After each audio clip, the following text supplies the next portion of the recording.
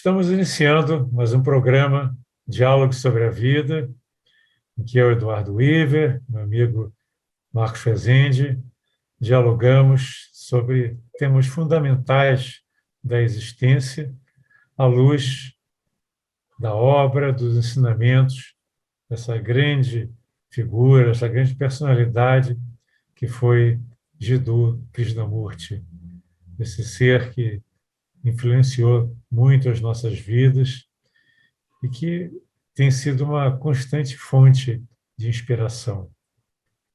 E o tema de hoje é algo que afeta a cada um de nós. É a pergunta: será possível vivermos sem mágoa? Então, é uma investigação que nós faremos nesse programa sobre a questão da mágoa. Como é que ela se instala em nós? Quais são as razões por que nós carregamos mágoas, às vezes, durante um período muito longo da nossa existência? E se é possível colocar o fim nessa mágoa. Todos nós, ao longo da nossa existência, tivemos diversas mágoas. Desde criança, surgiram condições, momentos em que nós nos deixamos magoar. E isso parece ser algo universal. Então, essa investigação sobre como que a mágoa ocorre, por que que ela ocorre, e também se é possível, né? Essa é uma questão muito difícil que nós vamos investigar aqui, se é possível nós vivermos completamente sem mágoa. Então, vocês observem que ao longo de toda a nossa vida, ao longo do período em que nós éramos ainda crianças, nós sentimos mágoas, as mágoas mais diversas, as mágoas porque nós nos sentimos injustiçados, porque nós tínhamos certas imagens sobre nós mesmos, né? E alguém fala alguma coisa e essa fala nos incomoda profundamente. Nós fomos condicionados, né, desde criança, a termos que ser melhores do que os outros. Eu me lembro que, quando eu estava no colégio, havia, não sei, acho que agora não existe mais, né, na educação moderna isso, mas eu sofri muito com isso. Havia uma competição muito grande para ver quem era o primeiro da classe. E aqueles que ficavam por último, né, eles se sentiam inferiorizados, eles se sentiam magoados porque não conseguiam ter o mesmo desempenho do que os mais espertos, os mais inteligentes, né? Porque inteligência, na realidade, não é algo que você possa medir num teste, mas eles se sentiam menos inteligentes, menos preparados. E, ao longo de todo o nosso processo educacional, houve sempre essa cisão entre aqueles mais preparados, mais inteligentes, mais bonitos, mais simpáticos, mais extrovertidos. Enfim, a comparação sempre teve muito presente no nosso sistema escolar. E se nós formos olhar mais profundamente, a comparação também está presente nos lares. É muito comum os pais compararem os filhos, dizendo que um é mais bonito do que o outro, um é mais inteligente do que o outro, um é mais bem dotado, um é capaz de tocar melhor um instrumento musical, um é capaz de recitar melhor que o outro. Então, essa competição faz com que aquele que é colocado para baixo, vamos dizer assim, né, ele tenha o seu eu, vamos dizer assim, atingido, magoado, ferido. E eu acho que é difícil você dizer que pode existir alguém que nunca foi magoado. Então, se é uma questão tão universal, é algo que a gente tem que entender, investigar, ver quais são as raízes dessa mágoa e verificar se é possível nós vivermos sem a mágoa, eliminarmos a mágoa completamente da nossa vida. Então, agora eu passo para você, Marcos. Vamos lá, Edu, muito bem. O que será a mágoa? A mágoa ou é um sentimento de injustiça, um sentimento de não ser considerado, de ser desprezado, de ser diminuído, de frustração por não conseguir algo que se queira, né? Então, a gente vai ver muitas circunstâncias que geram a mágoa. E a mágoa, ela tem a ver com um pensamento e uma imagem, não é? Sempre que a gente pensa alguma coisa desagradável sobre si mesmo, toca no ponto emocional daquele sentimento de dor, de ferida emocional, né? Então, a primeira coisa é a gente olhar, primeiro ver que tudo isso está relacionado com o jogo de imagens que o pensamento cria, né? Sou melhor, sou pior. Já é um jogo de imagens. Depois, quando o pensamento vai lá, bota a mão na cumbuquinha, fala que injustiça, que desprezo, que falta de consideração. A cambuquinha é a mágoa, que está feita. A primeira ela já foi construída pelo pensamento, em termos de autoimagem ferida. A gente quer uma autoimagem ilustrada, uma autoimagem elegante, uma autoimagem bacana. E toda vez que essa autoimagem é arranhada, vamos dizer assim, por uma ofensa, uma desconsideração ou uma injustiça, vem a mágoa, né? Então, eu acho que para compreender esse assunto, a gente tem que compreender todo esse mecanismo de geração de imagens e como o pensamento vai lá e cutuca aquela ferida, porque a imagem arranhada é uma ferida, entre aspas, uma ferida psicológica. E o pensamento vai lá e em vez de deixar a ferida cicatrizar, ele fica arranhando ela e ela vira uma coisa até às vezes pior, né? Então, assim, o Krishnamurti, ele relaciona isso diretamente com o eu, o tal ego psicológico, né? E ele fala que o eu está sempre ascendendo pela autoafirmação, ele está sempre se expandindo, crescendo, né? Ascendendo pela autoafirmação. Ele afirma, eu sou, e à medida que vai subindo a montanha da experiência, do sucesso, do acerto, da conquista, né? Afirma, eu sou, à medida que vai subindo a montanha da experiência. Essa autoafirmação do eu sou cria ecos.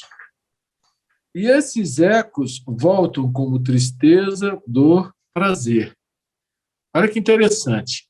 Quando no movimento do eu as coisas são bem-sucedidas, com os nossos desejos, prazer. Quando elas são mal-sucedidas, tristeza, dor. Então, o ego está sempre nesse processo expansionista, né?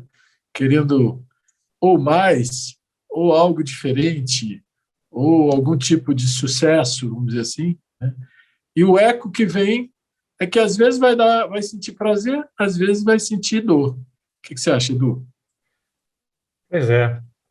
E existe, vamos dizer, a dor que é física, né? Inevitavelmente também nós temos dores físicas, nós nos machucamos. Só que essa dor física é algo que passa, quer dizer, ela é superada com maior facilidade. No momento que você tem uma dor física, aquilo dói muito, aquilo incomoda muito, dependendo da intensidade também da dor, mas ela é passageira. Mas uma mágoa, que é uma dor psicológica, ela é muito mais duradoura. E esse é o grande problema. As pessoas carregam a mágoa consigo, como se tivessem adotando aquela mágoa, incorporando ao seu ser. Então, por exemplo, você tem uma imagem de si próprio como uma pessoa inteligente, porque você quer ser uma pessoa inteligente, então você trabalha, né, para criar essa imagem, que é que os outros te vejam uma pessoa inteligente. Aí você fala qualquer coisa e alguém chega e fala: você é um idiota falar uma coisa dessas. O que acontece? Você tinha uma imagem de que é uma pessoa inteligente, né, capaz, etc., e alguém coloca para você que você é um idiota.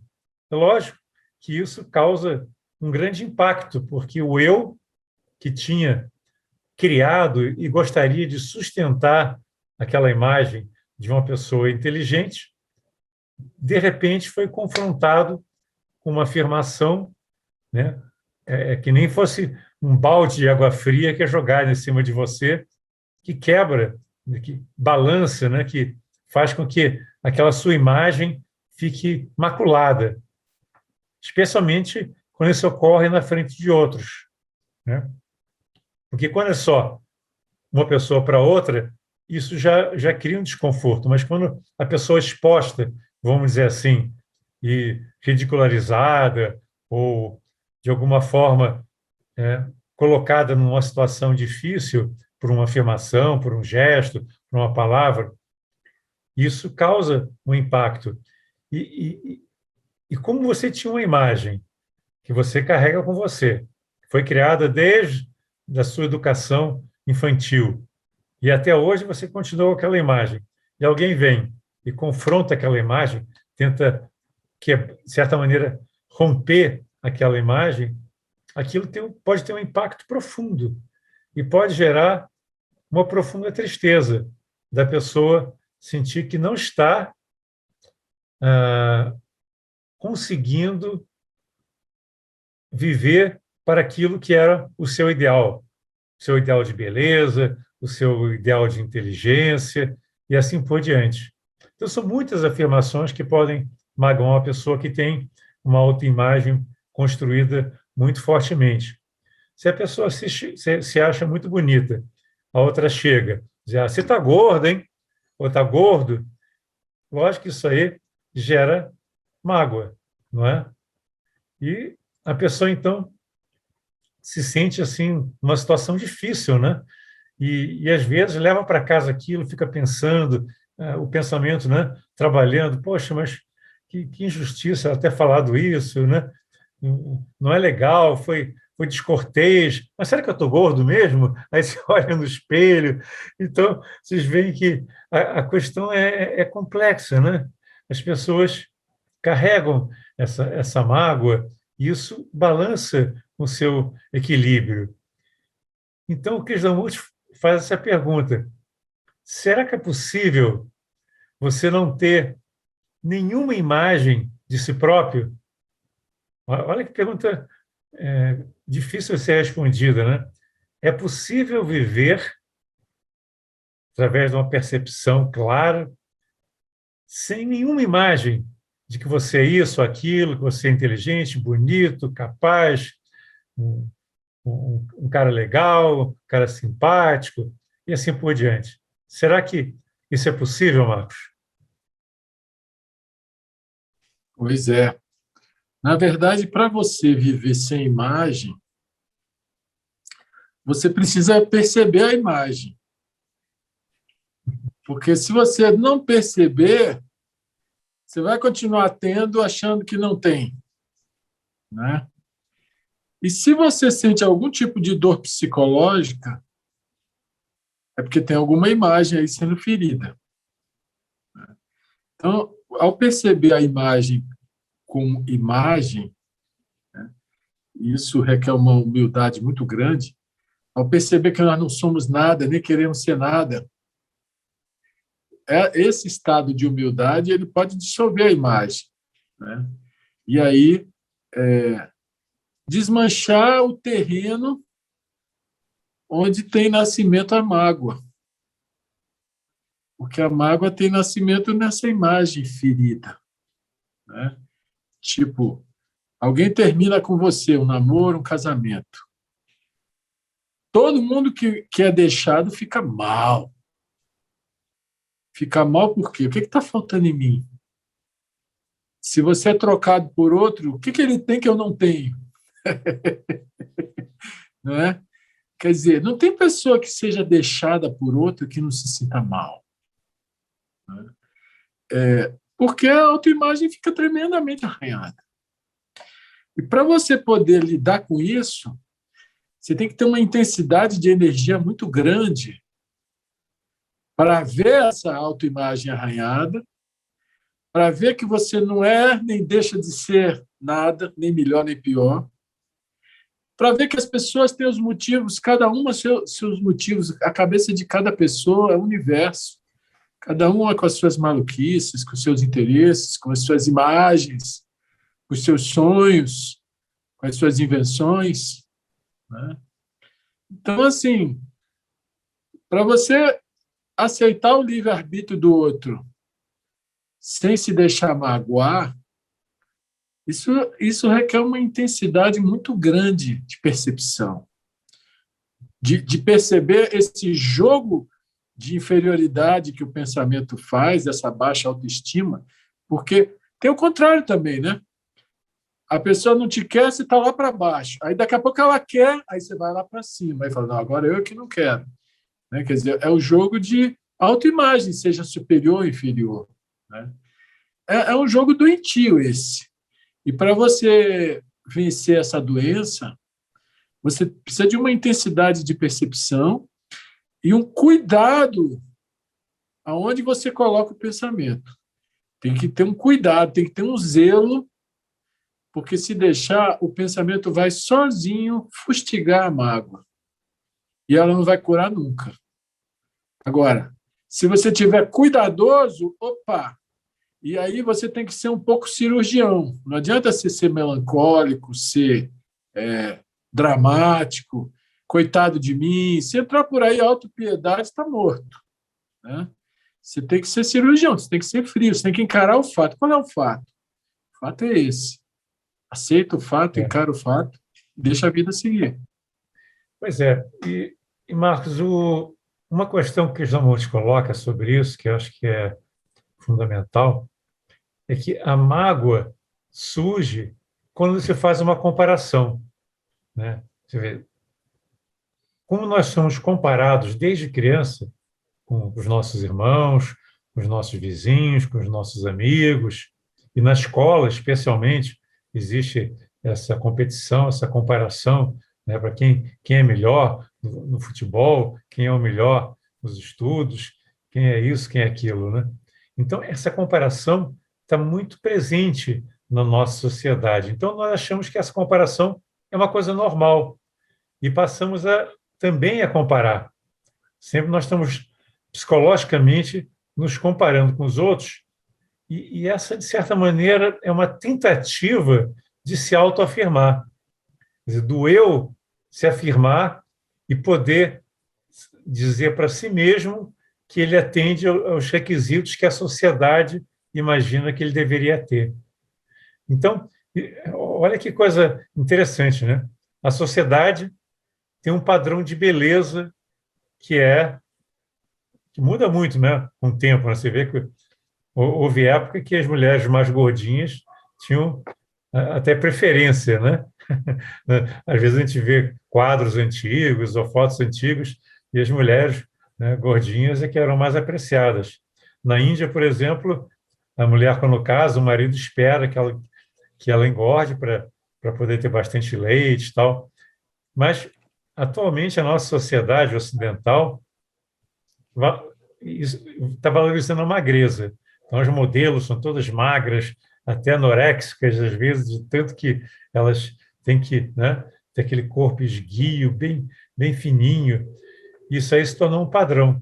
Então, a pessoa que está vendo a televisão, está vendo as revistas, né, com as modelos, todas bem penteadas, arrumadas, etc., olham para aquilo e se veem no espelho e dizem, poxa, eu estou fora do padrão. Você vê, essa comparação gera mágoa, gera sofrimento, porque aí ela fala, poxa, eu não sou igual a ela, então não posso ser feliz. É muito rude isso, né? A pessoa ter assim, a pessoa comprar uma imagem, porque a pessoa comprou pela. Só que a propaganda ela é muito ardilosa, ela faz com que as pessoas se convençam de que aquele padrão de beleza que é beleza verdadeira, quando é apenas uma imagem, é apenas um conceito, né, que inclusive é mutável, né, ao longo do tempo. Mas quem olha aquela imagem e não se vê enquadrada, ela se sente magoada.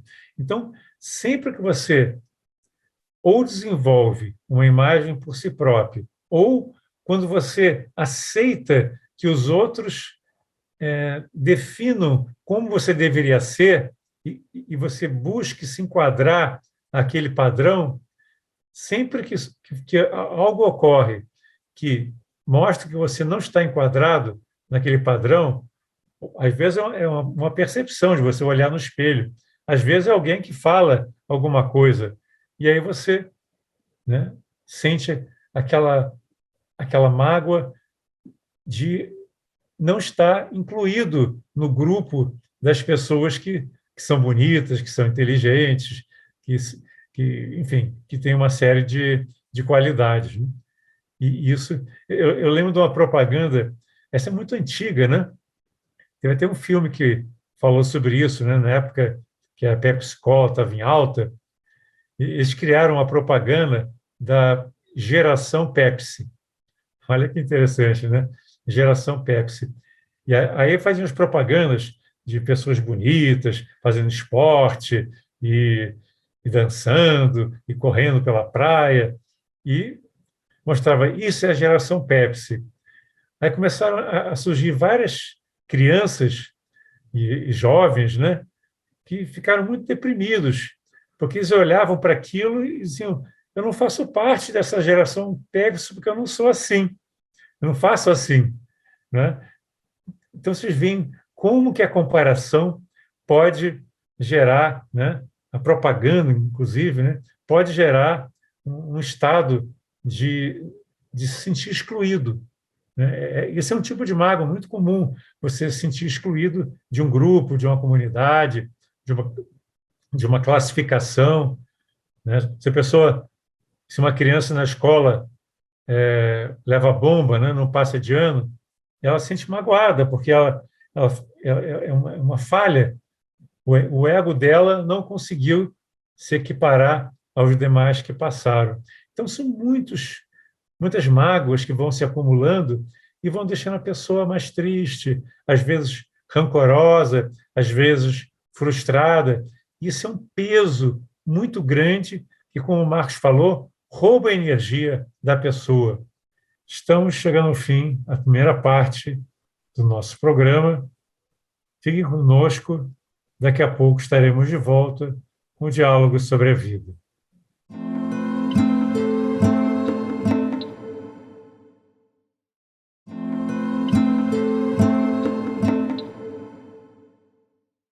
Estamos de volta, abordando o tema Por que nos magoamos, à luz do pensamento do grande filósofo, grande homem de espiritualidade desenvolvida, Jiddu Krishnamurti. E às vezes a mágoa é tão profunda que a pessoa não consegue nem olhar para saber por que ela está magoada. Aquele peso da mágoa acaba fazendo com que ela leve uma vida infeliz, sempre se achando inferior, se colocando por baixo. E aí ela, vamos dizer assim, incorporou aquela condição, aquela imagem, é que nem ela tivesse assumido uma imagem negativa que os outros criaram, que não é dela. É algo que não tem contrapartida no real. É apenas uma condição psicológica, mas a pessoa comprou aquela ideia e acaba sofrendo e carregando consigo durante, às vezes, toda a vida um complexo. E isso é muito ruim, né? Então, nós precisamos perceber, inclusive na educação, nós estamos criando crianças que tenham essa mágoa, esse peso, e se isso está trazendo para elas uma série de malefícios nos seus relacionamentos e na sua vida. Edu, eu acho importante também a gente enfrentar como lidar a mágoa, né? Como proceder à cura, como lidar com ela, né? Normalmente, a gente foge do que dói. Uhum. E aí, aquilo do qual a gente foge fica lá, na nossa subjetividade. De repente, surge uma circunstância que toca naquele ponto. Até o Vic Haushin, naquele livro dele da autotransformação, ele fala os push buttons, né? O botão que apertou aí dá a reação, né? Daquela dor, daquele sentimento ruim, né? Então, o Krishnamurti fala que a gente tem que olhar de frente para isso e não fugir disso. Então, fugir da mágoa é deixar o território para ela só crescer e enraizar, né? Ele diz assim, ó, a inteligência começa a funcionar no momento em que se dá a agudeza do sofrimento, quando a mente e o coração não mais se evadem, mas fogem. Se você observar cuidadosamente, sem preconceito, verá que enquanto existir um meio de fuga, não terá solucionado, defrontado face a face o conflito e, portanto, o seu sofrimento é apenas acúmulo de ignorância. Então, se alguma coisa dói, se alguma coisa incomoda, olhar para aquilo. Por que dói? Por que incomoda? Sempre vai encontrar por baixo um quererzinho embutido, contrariado. E mostra como o nosso eu é complexo, cheio de sutilezas, cheio de quereres ocultos que nem nós sabemos direito. Né? Outra coisa que ele fala também é que o pensamento é incapaz de curar a dor e o sofrimento, porque é ele que gera ela. Ele diz assim, apesar dos esforços para racionalizá-lo, a dor não cede jamais. Estranho como o amor, o sofrimento é um impedimento ao amor. Porém, o sofrimento é autocompaixão, seguido de ansiedade, de medo e de sentimento de culpa. Mas o pensador é incapaz de libertar-nos de tudo isso, pois ele cria o pensador, gerando sofrimento. Mas ao libertar-se o homem do passado, finda o sofrimento, porque o pensamento é o passado. Né? Então é ele que gera esse sofrimento, essa dor. E essa relação que ele faz com o amor é muito importante. Olha só o que ele disse. Quando há sofrimento, e a mágoa é um sofrimento, né? Mais agudo ou menos, quando há sofrimento, você não pode amar. Essa é uma verdade, uma lei. Quando você ama uma pessoa e ela faz alguma coisa que você desaprova, e por isso você sofre, isso mostra que você não a ama. Você sofre quando sua esposa o troca por outro homem. Você fica com raiva, ciúmes, ódio. Ao mesmo tempo, você diz, amo a minha esposa. Tal amor não é amor. Seria possível não sofrer e ainda experimentar o florescimento de um amor intenso? Então, você vê, Edu, que existe muita exploração desse negócio de amor. Você falou em propaganda antiga da Pepsi. Eu me lembrei de uma que era uma musiquinha que falava assim, Só tem amor quem tem amor para dar. Só o sabor de Pepsi mostra o que é amar. Quer dizer, a palavra serve para tudo, né? Só o sabor de Pepsi mostra o que é amar. Então, amor serve para tudo, até para o feminicídio. O cara vai lá e mata por amor, que absurdo, né? Então, assim, ele diz assim: seria possível não sofrer e ainda experimentar o florescimento de um amor intenso? O interessante disso é que o Krishnamurti fala que o amor não tem passado nem futuro. Então, esse florescimento do amor intenso é sempre no agora. Agora, o sofrimento, a mágoa, ela está sempre relacionada ao passado, algum desejo frustrado, algum querer não satisfeito, né? E esse querer, naturalmente, está baseado no passado. Então, assim, a gente precisa ter a coragem de olhar para o que dói, olhar com verdade, com o máximo de isenção que puder, ficando cuidadoso com o pensamento, que o pensamento, se deixar, ele vai lá enfiar o dedinho e inconscientemente fazer aquele ponto doído continuar doendo. E, na verdade, essa dor só passa quando há uma intensidade tal de percepção, quando há uma intensidade tal de verdade desse jogo de imagens, de se sentir inferior ou superior. Tudo isso é projeção do pensamento, né? Quando existe uma verdade que dissipa tudo isso, uma intensidade de clareza que não tem tititi, não tem mimimi, não tem nada, olha o que é, a coisa se desfaz, né? E aí o amor tem a chance de florescer no presente, no agora. Quando você está preso nesse jogo de imagens, não tem amor nenhum. Tem esse amor de ego, né? Se apaixona porque a pessoa... Nossa, olha como Edu, você dá palestra bem pra caramba, cara. Você fala tanta coisa linda, aí a pessoa apaixona e tal. Mas ela está se apaixonando por uma imagem, né? Agora, o amor não tem nada a ver com imagem, né, não? A gente gera esses encantamentos de projeções de imagem que gera muita paixão e muito namoro, muito casamento, filho, tudo isso com base em jogo de imagem. Aí chega uma hora que as imagens caem, não tem mais imagem. O que sobra, cara?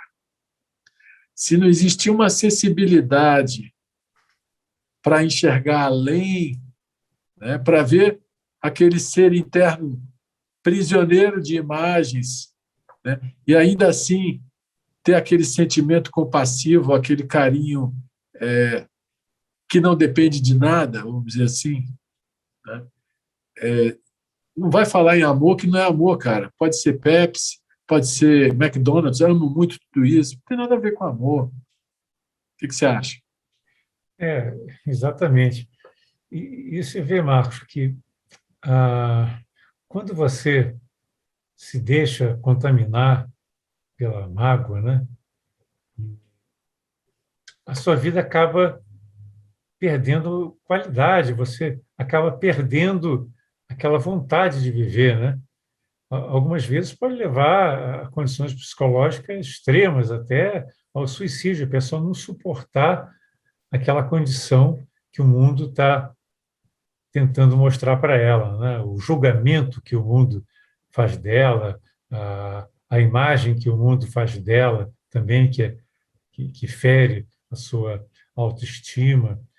Então, é muito importante você ter a capacidade de perceber, na hora que você começa a ser magoado, questionar quem que está sendo magoado, né? Essa talvez seja a pergunta mais importante e geralmente ela é mais eficaz quando você percebe todo o processo, toda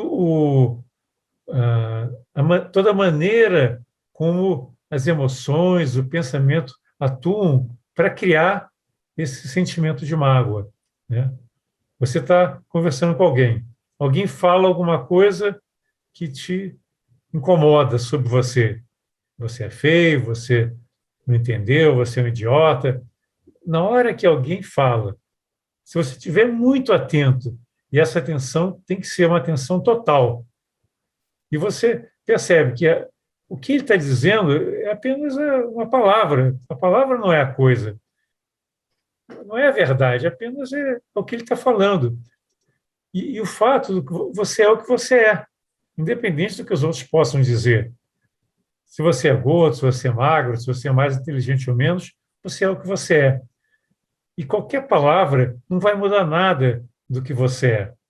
Então, por que não aceitar a maneira como você é, imaginar que você está aqui nesse mundo e pode ser feliz com os atributos, com a aparência, com a inteligência que você tem, com a capacidade que você tem, e aceitar tanto os seus dons como as suas limitações, sem querer fantasiar, sem querer ser diferente, sem querer olhar para o outro e dizer, puxa, como eu gostaria de ser como ele, né? Você vê o vizinho com um carro do anos, puxa, como eu gostaria de ter um carro como aquele, né? Para quando eu passar na rua, os outros nos verem, poxa, o Eduardo está andando com um Calhambeque, né? Com um carro antigo, velho, e aí você sente, né? Que você não está conseguindo chegar à altura do vizinho ou do amigo que tem algo melhor que você.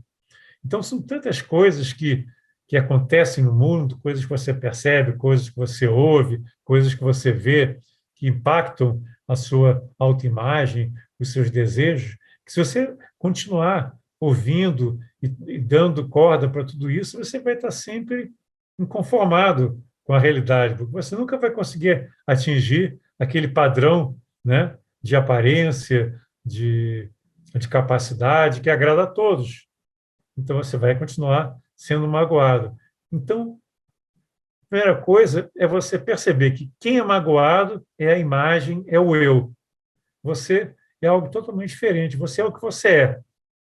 E que ninguém tem um controle remoto capaz de chegar, apertar o controle remoto e fazer com que se sinta magoado. Quem se sente... A mágoa é gerada dentro de você, não é fora. Não é o que a pessoa disse que causou a mágoa. É o fato de você ter uma imagem e querer se apegar àquela imagem e quando alguém fala algo diferente, você fica chateado. Mas o problema é interno, não veio de fora. Você atribui aos outros a sua mágoa, mas você é o responsável pela sua mágoa. Ninguém é capaz de afetar a tranquilidade de uma pessoa que está de bem com a vida, que não está preocupado em vender imagem, não está preocupado em ser nada, ele apenas é o que ele é. Então, é essa percepção que você é aquilo que você é. E ninguém pode mexer nisso, independente do que ele fale ou deixe de falar. Isso muda completamente a maneira como você encara.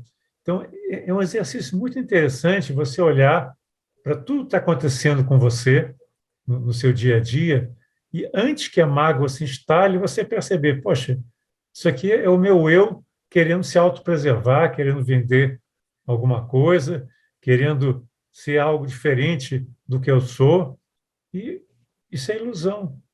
Agora, para perceber isso, como o Marcos falou, é muito necessário você estar muito atento, ter aquela energia, aquela capacidade de olhar profundamente nas raízes e identificar os movimentos do eu que tenta em uma direção ou em outra direção para se autoafirmar. Você não precisa se autoafirmar, você é o que você é. Edu, muitas relações, ou quase todas, envolvem jogos psicológicos. E nesses jogos psicológicos, algumas pessoas fazem o papel de boazinha, como uma forma de conquistar, como uma forma de tentar atrair ou tentar manter, né?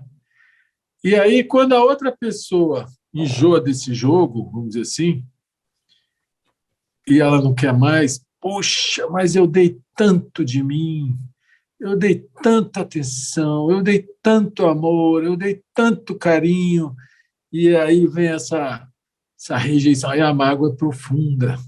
Anos, né, de amor, de dedicação. É, é, pois é.